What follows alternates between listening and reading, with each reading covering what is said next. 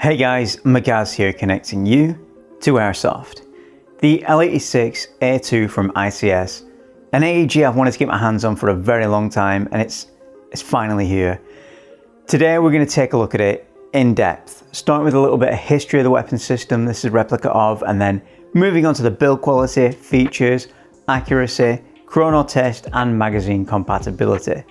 First, I'd like to thank Rita at ICS for sending this out to me to review, demo and photograph. And before we get into the review, I'd like to make it clear that I am part of the ICS Captain Program. I have been working with them since 2017, and with that in mind, I will try to remain as unbiased as I can with this review. I'll show the pros and cons of this AEG, and if anything goes odd in the testing phase, I won't hide it away.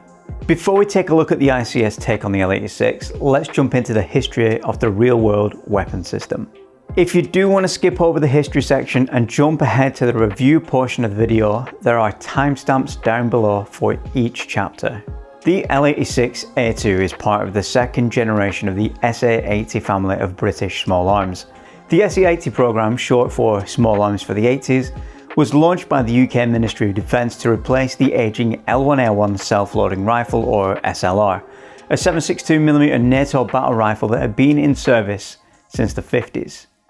The aim was to modernise British infantry weapons with a new 5.56x45mm NATO rifle platform that reflected changes in NATO doctrine and the nature of modern combat. The SA80 family included the L85A1 individual weapon, which was the standard issue rifle. The L86A1 light support weapon. This was intended to provide section level automatic fire. The L98A1 cadet general purpose rifle, which was a manually operated version used for training members of the cadet forces. The first generation of SA80 rifles, especially the L85A1 and L86A1, quickly developed a reputation for unreliability and fragility. Users reported frequent stoppages, parts breaking under stress, and general poor performance, particularly in harsh environments like hot sandy deserts, for example. While it's true that most new weapon systems experience teething issues, as could be seen with the early M16 in Vietnam, the SA80's problems were far more systemic and persistent. Unlike the M16, which saw rapid fixes and doctrinal support, the SA80 weapons suffered from poor quality control, rushed design and inconsistent production standards. That being said, the internet has a habit of amplifying outdated or exaggerated criticisms. Many of the most vocal detractors of the SA80, especially online, are simply echoing second-hand experiences or repeating long-dead criticisms without knowing the full picture. Yeah, the early SA80s had issues, but it's incorrect to say they never worked or were just the worst modern rifles ever fielded. In the early 2000s, after widespread criticism and underperformance in conflicts such as the Gulf War and early Afghanistan deployments, the British MOD contracted Heckler & Koch, which were then owned by BAE Systems, to undertake a comprehensive overhaul of the SA80 platform. The result was the A2 variant. Introduced around 2001 to 2002, this addressed nearly all of the major flaws. They redesigned the bolt carrier group, used improved materials and tolerances, designed a new charging handle that eliminated issues like spent cases bouncing off and causing stoppages, strengthened parts throughout the action and receiver, and upgraded magazines and magazine springs. This upgrade applied to the L85A1, which became the L85A2 individual weapon, the L86A1, which became the L86A2 light support weapon, and the introduction of the L22A2, a compact carbine variant for vehicle crews, originally called the L85 carbine or L85 AFV. After the H&K upgrade, the SA80A2 rifles proved highly reliable, serving with distinction in Iraq and Afghanistan. Many British soldiers came to trust and respect the AT versions, despite the lingering stigma of the early A1 days. The SA80 has now entered its third and potentially final generation with the L85A3. Introduced in 2018, this upgrade brings the aging but now reliable platform in line with modern standards. Replacing the outdated optic mount with full-length Picatinny and accessory rails for improved thermal and optic compatibility, It has a lighter, more durable cerakoted upper receiver and a free floating barrel for improved accuracy. Notably, the L86 LSW and the L22A2 have been retired from service, with the L85A3 remaining as the sole survivor of the SA80 family. The L86 itself was developed in parallel with the L85 as part of the SA80 family. It was intended to replace the 7.62mm L4 Bren gun and serve as a section level light support weapon. The L86 was praised for its exceptional accuracy, especially in the prone position. It was often used as a designated marksman rifle rather than a true light machine gun. Despite being a support weapon, it used 30-round magazines, not belts or drums, severely limiting its suppressive fire capabilities compared to contemporaries like the FN Minimi or L110. Even after the A2 upgrades, its limited volume of fire remained a problem, particularly in modern high-intensity combat scenarios. As battlefield doctrine shifted, the L86 was increasingly seen as unsuitable for the suppressive fire role. The FN Minimi or L110 A1 to A3 was adopted by the British forces as a proper squad automatic weapon, offering belt-fed ammunition, higher rates of fire, and better suppressive fire capability. The L86A2 lingered in limited use, often repurposed as a marksman rifle due to its accuracy, until being formally retired from frontline service in 2019. The ICS L86A2 was released in October of 2009, making it quite an old platform at this point. With that in mind, the L86 has a fairly outdated internal design and does not come with a lot of the features that have become standard with Airsoft replicas in the past several years, including MOSFETs, advanced electronic triggers, or DIN-style connectors. That being said, the L86 is a solid, well-constructed replica of a classic and iconic British weapon system that, despite some teething issues we will cover, works brilliantly and will hold up to the heavy use and abuse a support weapon would expect in the field. Coming in somewhere around £515 to £560, depending on where you buy it from, the L86 is not a cheap AEG. For a similar price, you could pick up something like the ICS Mark 18 with all of the modern electronic features you can shake a Hicap full of Bulldog .12s at.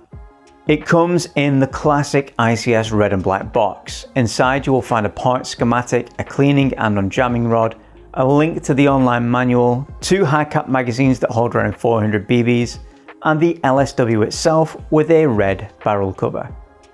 Externally, the L86 is made from stamped steel. It has a lot of metal parts. Everything you would expect to be metal is metal. Of course, this all adds up to the 4,411 grams of weight. The handguard, pistol grip, rear grip, and cheek rest are all polymer, with the cheek rest being rubberized for a little bonus. Let's take a look at all the features in detail.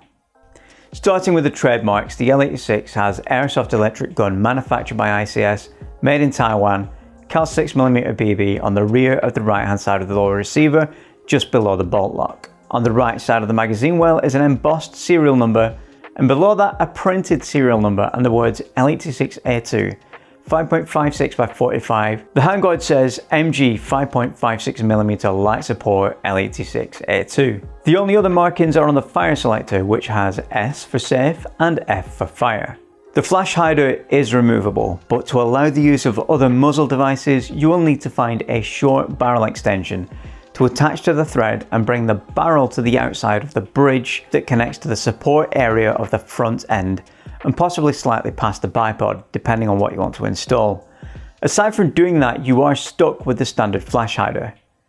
The outer barrel hides a 610mm inner barrel, and below the barrel we have the iconic lower barrel reinforcement and the bipod.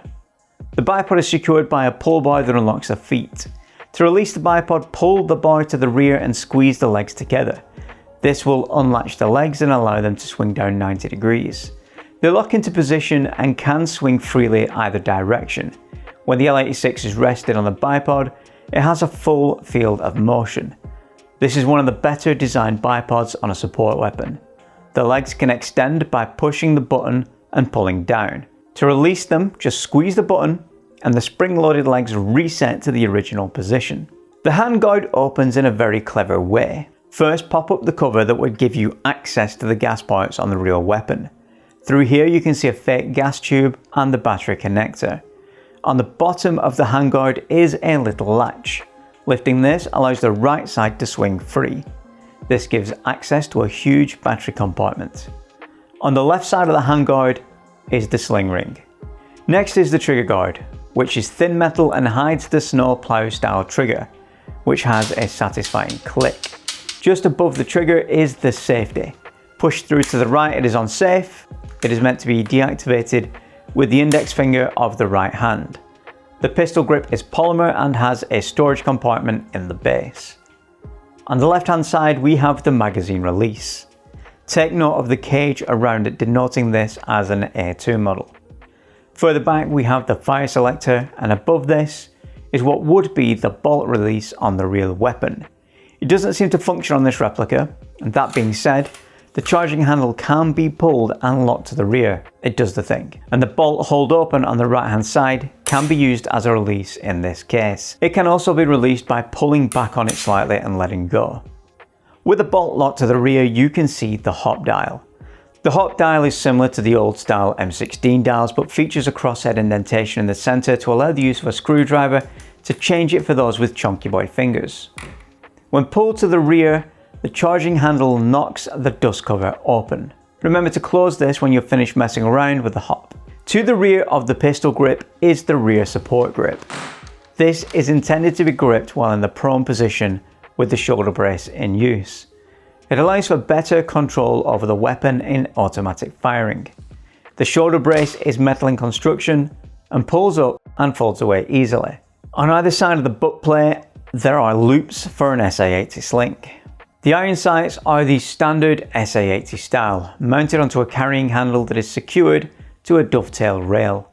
The front blade sight is fixed to the gas block on the handguard, and the sights are pretty rudimentary and are adjustable. You can install a SUSAT sight to the dovetail rail if you wish, or you can install a Picatinny adapter and use any sacrilegious optic you like. To remove the iron sight, you need to unscrew the two retaining bolts on the side and then the locating lug accessible through the top of the carry handle. The sight can now slide forwards. You will have to open the top part of the handguard to remove it fully. The dovetail rail is held on by screws and can be removed easily. The ICS replacement Picatinny rail bolts on in its place very simply. You can see here an old school Elcan optic doesn't look too out of place as a substitute for a SUSAT sight. While that does look pretty good, I'll more than likely be running it with this Hydra mount, an EOTech, and my cameras mounted up front for gameplay to give me an easy option for mounting the cameras, as there are absolutely no rail options up the front without doing any bodging or serious modifications to the replica. I know this looks absolutely sacrilegious, but you have to do what you have to do to get the footage you need to create that awesome gameplay content, right? Also, your mum said it looks quite cool. The receiver can be broken down like the real weapon by removing the captive TMH pins. You can first remove the butt plate, taking care not to drop the rear sling mounts, then the whole receiver pulls away. At this point, if you still have a battery connected, the connection to it is broken. This prevents any short circuits or accidents while removing the gearbox. It is, however, probably wise to disconnect the battery first anyway. You can now remove the gearbox by first removing the two motor connectors and sliding it out to the rear. This gearbox is proprietary to the L85 and L86 replicas. It features a quick change spring guide with a 3-stage setting system to allow the user to put varying amounts of pressure on the spring to either increase or decrease the velocity at will. This means you'll never have to face the wrath of the first and only drill bit to pass the chrono. Before we take a quick look at the FPS on all three settings, let's go over the process of changing the spring pressure. It isn't quite as simple as, say, the QD spring guide on the CXP series. To change the spring on this, you must first disconnect the battery, drop the magazine, and then pop out the front and rear TMH pins. The rear pin will allow you to remove the butt plate. Now you can carefully pull the motor connection wires from the motor and pull the lower receiver away from the upper with the gearbox. The gearbox will now slide out of the receiver. The pin that holds the spring guide in place is locked in place with a special retaining catch. You can pry this off and pull the pin out. If you're following this as a tutorial, I can guarantee you weren't holding the spring guide and it just fired off across the room. Embarrassed? Don't be. I shot off accidentally on my first time too. Next time you do this, hold onto the spring guide. When the spring guide comes out, you will see the holes that are drilled through that mark the 3 positions it can sit in. These will dictate whether you get a low, medium or high FPS reading. Once you've set the guide into the relevant position, you can now basically rebuild the gun and throw some rounds through the Chrono, which is what we'll do now. First, we have the lowest setting with a 0.2 gram BB. We get an average of 300 feet per second. Ideal for those CQB games you're definitely going to play with this 4-foot long monster. Now the middle hole gives us around 315, and finally the third hole gives us around 330 feet per second. That covers pretty much everything externally. Now let's take a look at how it fires. In the studio, I only have a limited range of about 35 to 40 feet, not the ideal distance to judge accuracy, but it will give us an idea of what we can expect. The target is an IPSC style A4 paper target to ensure we are seeing what the AG is capable of and not necessarily how good I am at shooting. We will be using this shooting support to rest the LSW into to remove any user error or wobble while shooting. The test will be carried out with 0.3 gram BBs.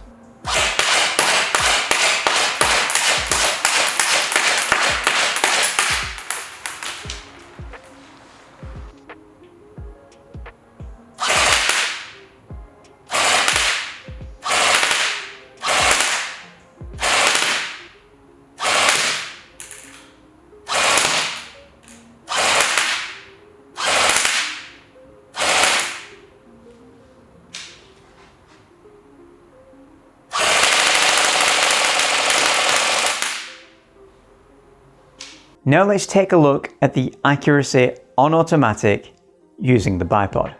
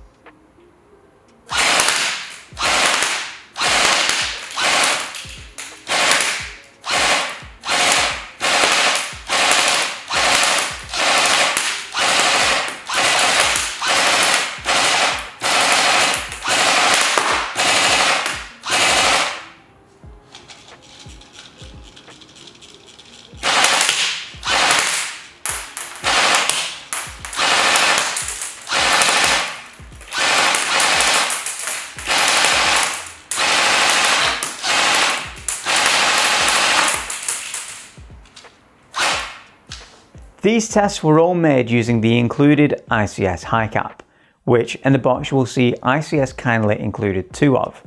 They hold roughly 400 rounds. Now we'll take a look at magazine compatibility. For this test we will be focusing on mid-caps, and as it is a support weapon, the few high caps I have in my collection. I do own a C magazine, but as this AEG is bullpup, using a C magazine is very uncomfortable and almost impossible, so we will not be including it in the tests. Lonex.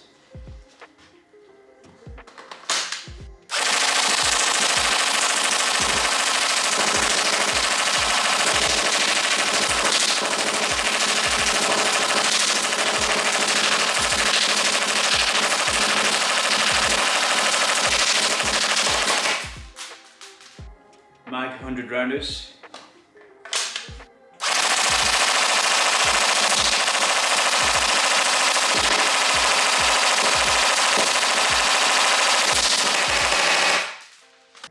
UTS EPM1.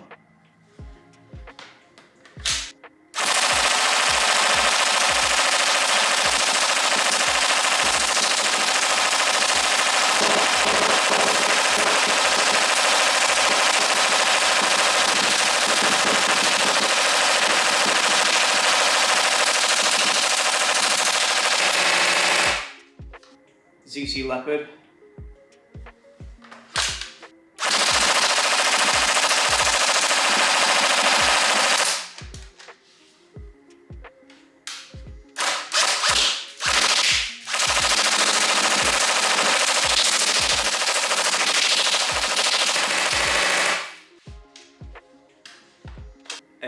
CAA.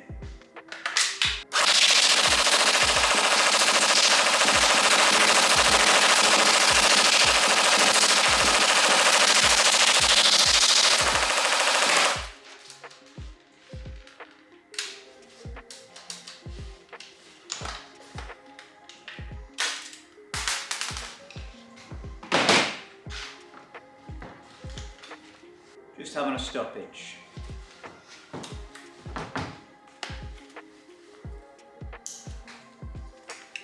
G.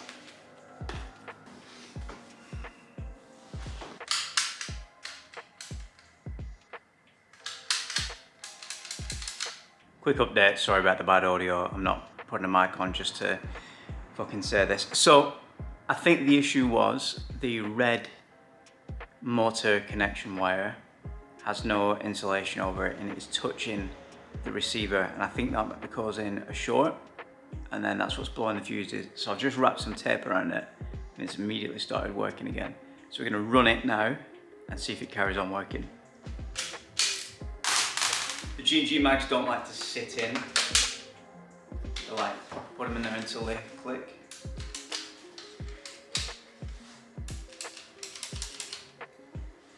Oh no, dude. I think that G&G mag might not work with it. ICS 120s. Unless that didn't want to sit in there either.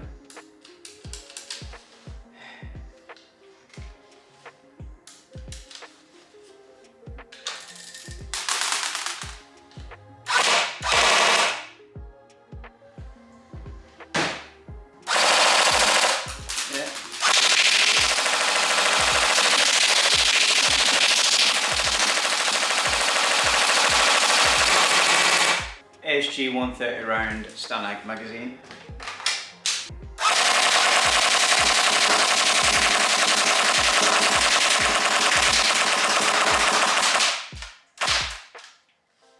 Fucking battery.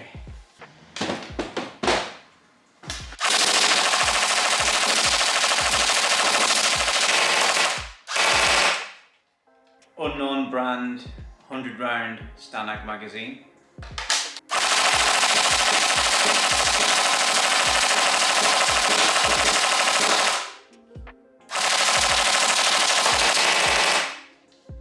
ZC Leopard 140 round.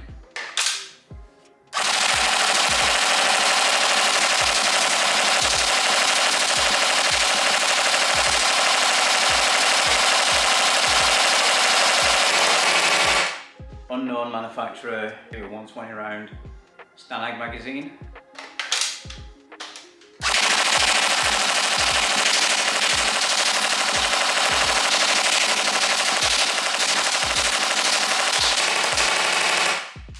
ICS 120 round STANAG.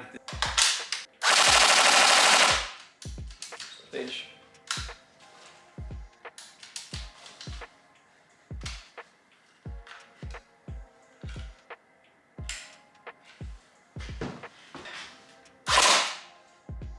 I don't know what the fuck's going on.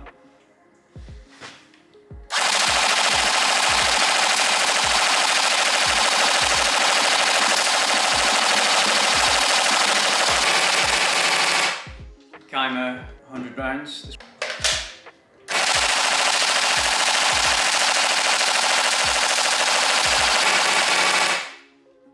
ICS 180s, let's see if these work.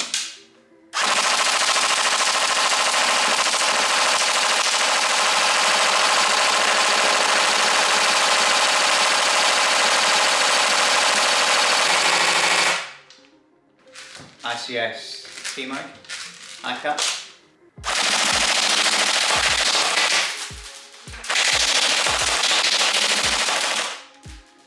Lonex mags.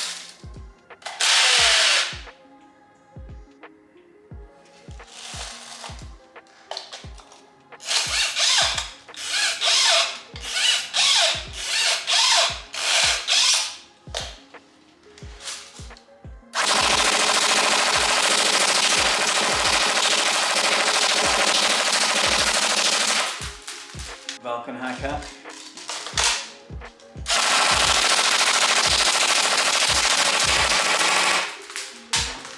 Dboys plastic Hicap.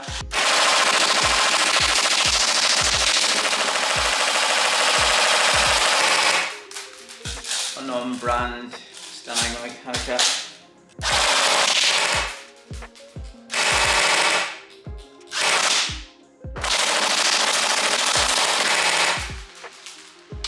Shit, Mag.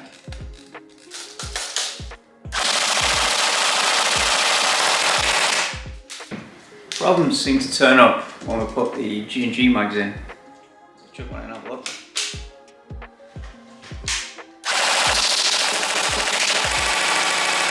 Obviously no. Okay. Mags out. Let's do this guy.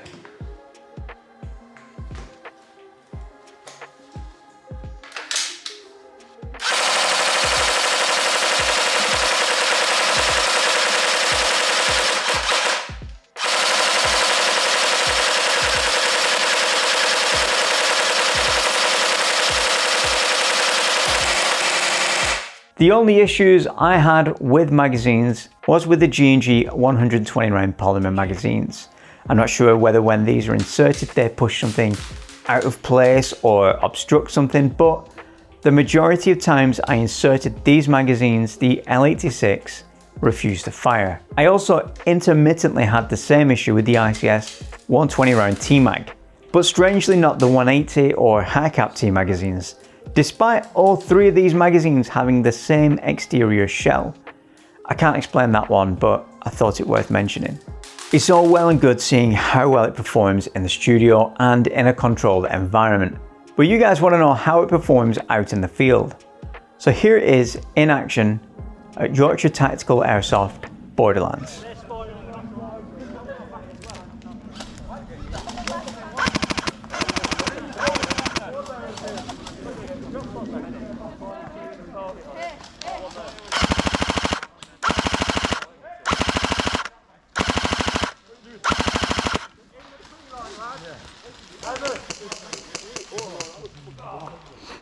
Oh, he's been shot.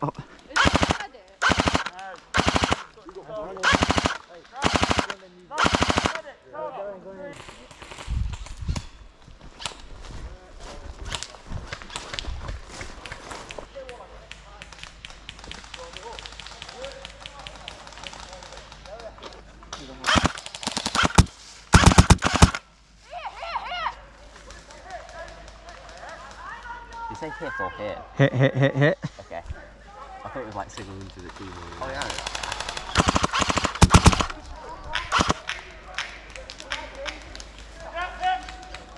Somebody sat on a duck there. What the fuck was that? I have no idea. Just wander about in circles until you see something. Fucking hell. I'm awesome, looking at it. He's seen me.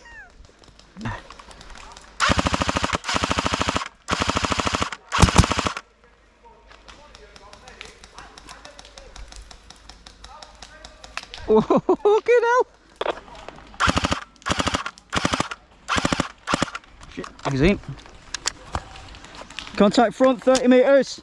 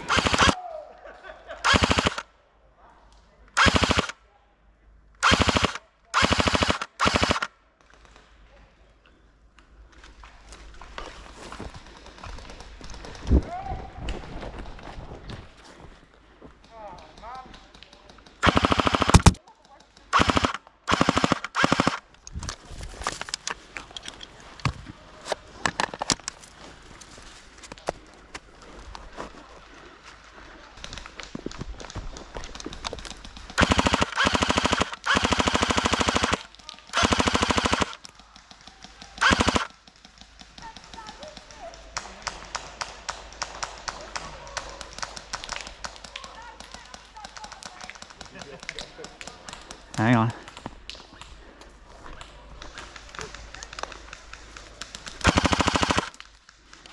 Right, move up now.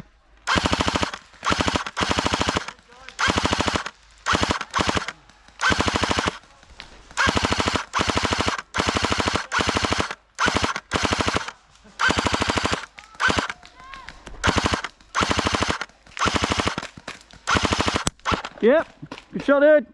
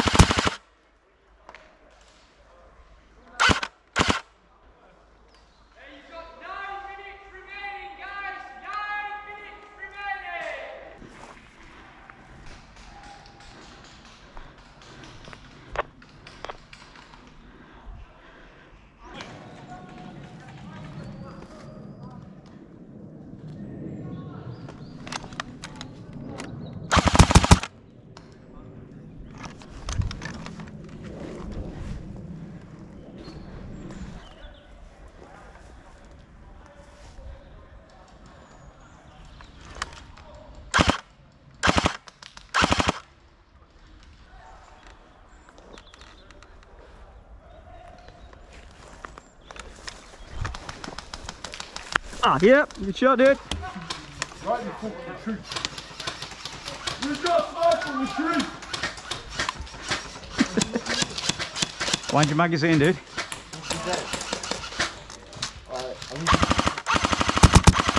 Oh, hit, medic!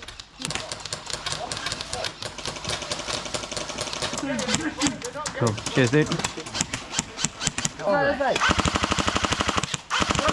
There's still one up here. Two. Oh, fuck, yeah, fuck. Where am I looking, dude? There. They're way here. Right, left, left, right. On that edge. Right, one more, Yeah. one more. Right, I've got my eyes on that guy who went behind the tree. Yep. Just come here a second. Yeah, I got you.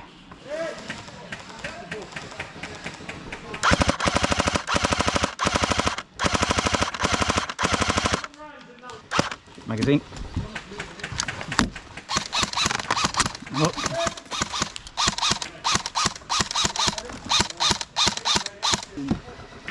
This is my phone. Keep your head down, got him. No! Fucking change your mag.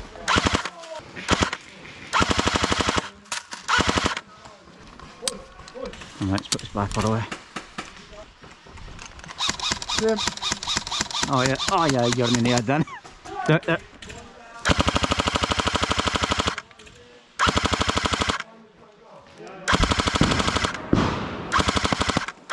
Shit magazine.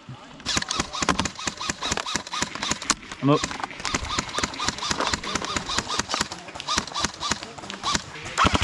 You've got a dark line on. Please don't. Cool. Where you at, dude? Put it by that tree. I'm on the rear tank. Yeah, good shot, gone. good shot. Yeah, I'm just in front of the wall at the back. Don't even fucking try, dude. That's it, I'm good. I think he was still hit from a minute ago and just trying his luck, innit? Yeah. Whoa, whoa, whoa, whoa. We got contact in the building just here. We got contact inside the perimeter. They're inside our lines now. Right, I'm just moving wide.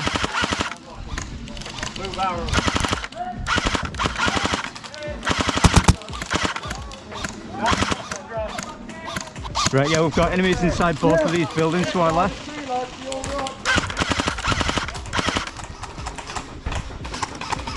Yeah. During the testing phase of this review, I started to experience a few issues, namely the blowing of fuses. I started with a 20 amp fuse that comes with it in the box and had to up to a 25 and then to a 30. All of these blew multiple times. I went through at least 8 fuses before settling on a 35 amp, which has blown once but now seems to be happy. I think part of the issue was some of the wiring in the rear had a tiny nick from the rear TMH pin and it may have been creating a short. I insulated this and it worked fine for the most part, but the fuses kept popping. On closer inspection, I noticed the red motor clip didn't have any insulation over it where the black one did. I assume this may also be causing a short and taped that off as well. Since then, there haven't been any more fuse blowing issues. The other issues I have had, which can be seen in this footage, are sometimes the trigger goes dead for what seems like no particular reason. Sometimes the simple switching from semi to automatic or vice versa will get it back up and running again. If this doesn't work, I found disconnecting and reconnecting the battery sometimes also remedies the issue.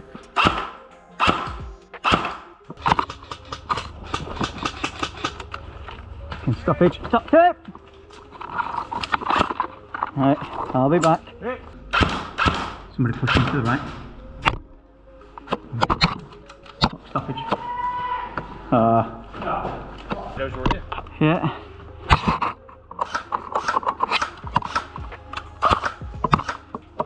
It seems this particular issue is caused by these trigger contacts on the upper receiver. They need to move in and out freely. One of my contacts was stiff and wasn't always resetting. This was exacerbated by the LSW being leaned onto cover or using the bipod. This makes the receiver separate or rock ever so slightly and causes the gap between the stiff contact and the trigger block to grow in size, making for a dead man's trigger. It's possible that this is what was also causing the issue with the G&G midcap and ICS TMag. I have now remedied this with some silicone oil and it is working as it should do. Teething issues aside, performance-wise in the studio, it has been a hell of a lot of fun to let rip with.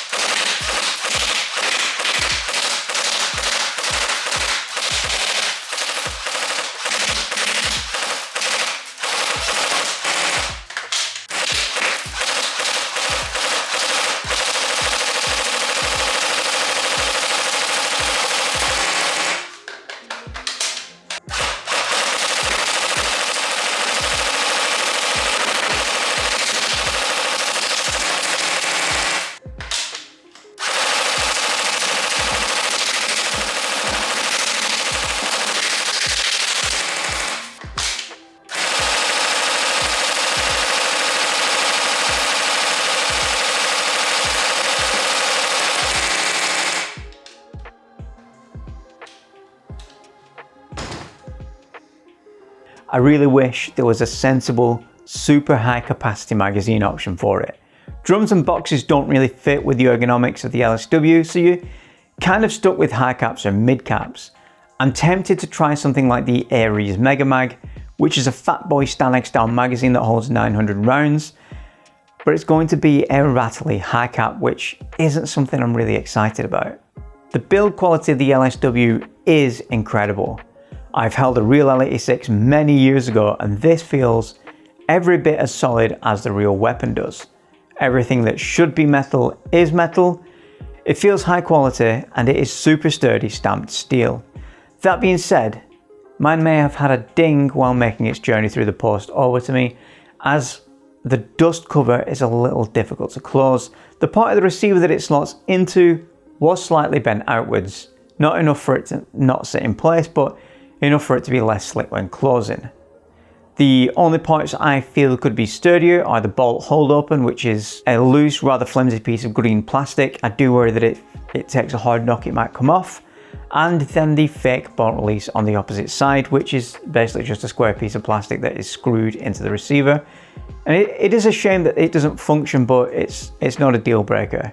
It does feel like if you give it a good knock, it might pop off. The charging handle could also be a worry. If you drop the LSW onto the right hand side, there's a good chance you could snap that off. As I've mentioned earlier, the rear sling loop can go walkies when you remove the butt plate. I would like to have seen this secured in place to avoid this, but again, it isn't a deal breaker. What improvements would I like to see? I think having at least a Dean's connector out of the box would be a good start. Other than that, modernizing the electronics would be a no-brainer. This, with the same SSS trigger technology the Mark 18 and other contemporary ICS AGs have, would future-proof it and make that premium price point feel more appropriate. A more modern take on the quick change spring system would be nice. Not having to remove the gearbox from the gun to change the spring would make for a more streamlined experience. The L86A2 is an interesting AEG. The big question we need to look at is, does it really do its job? Or does it suffer from the same issue that signed the death warrant for its real counterpart? Obviously, it's marked as a support weapon. Take a shot every time I say support weapon. With support weapons, you're going to want to lay down a lot of sustained fire over long periods of time to keep the enemy team's heads down and to allow your guys to make some moves. With other support weapons like the RPK or M27 IAR for instance, and I chose those two for this example because they fit closer to the LSW's niche rather than something like a Minimate or some other big bad belt-fed monster. You can throw a fairly sizable box magazine onto the gun and run it for a long time without having to reload or wind a high cap. The LSW can't comfortably take a box or drum magazine due to its bullpup nature, and this means you're fairly limited on the amount of fire you can put down over a prolonged period. This means if you want to provide that support fire for your team, you'll have to carry a lot of mid or high capacity magazines and become proficient with your reload drills. Some may see this as a more realistic support weapon, given real support weapons carry less ammo in link even than a low-end mid-cap can in a standard AEG. An LSW with a 200 round mid-cap could be seen as a pretty effective support weapon, especially if you're playing at sites that only allow automatic fire from players using a support weapon. With that in mind, I think it's a really solid option for someone wanting to run a support weapon. I need a synonym for support weapon. The biggest selling point, aside from it being a machine gun, how's that sound instead, is it's something different. It isn't just your bog standard A&K Minimate, which is the default LMG you see most often on the field. It works really well with an early 2000s British loadout, and they are absolutely always a talking point in the safe zone.